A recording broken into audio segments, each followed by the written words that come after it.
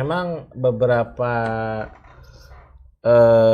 toko tertentu ataupun brand tertentu itu menawarkan diskon ya, diskon terkait dengan promo Lebaran. Nah itu tidak apa-apa kita lihat-lihat ya produk itu, kalau memang ada promonya yang besar 70, 80 dan seterusnya sekian persen. Kalau dana kita sudah mencukupi ya, tidak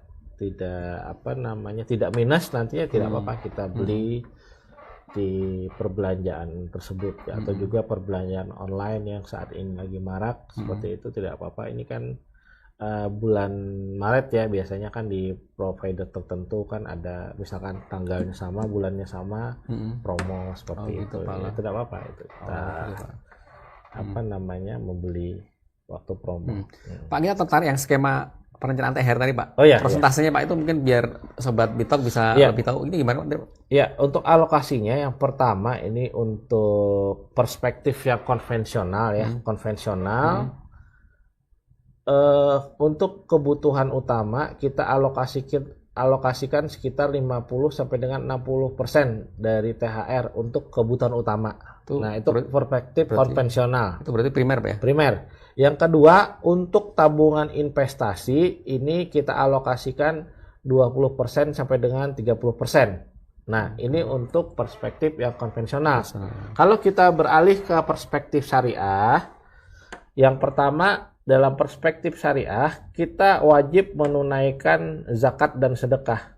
Jadi sebelum THR itu kita gunakan, sebaiknya 2,5% dari THR itu kita sisihkan untuk zakat ya, jika kita sudah mencapai nisab. Gitu. Atau kita salurkan ke badan-badan lazis ya. Nah, lazis, badan lembaga amil zakat, sedekah, infak dan sebagainya. Hal ini bertujuan untuk mensucikan harta kita dari yang membutuhkan, seperti kan 2,5% itu kan sebetulnya bagi yang membutuhkan ya, makanya kita setorkan zakat, infak, sedekah itu. Tujuannya ialah untuk mensucikan harta dan berbagi rezeki ya dengan yang membutuhkan. Karena kalau 2,5% itu tidak gunakan, itu akan ada sesuatu seperti itu. Biasanya ada dampak lah yang kurang baik, Pak ya? Kurang baik bagi kita.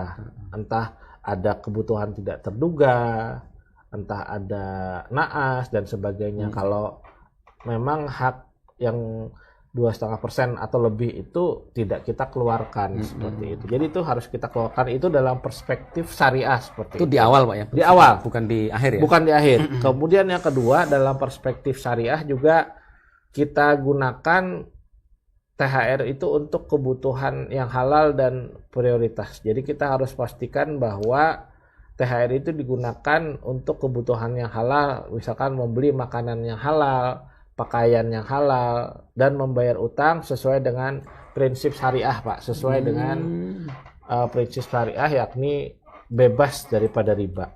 Download Tribun X sekarang, menghadirkan lokal menjadi Indonesia.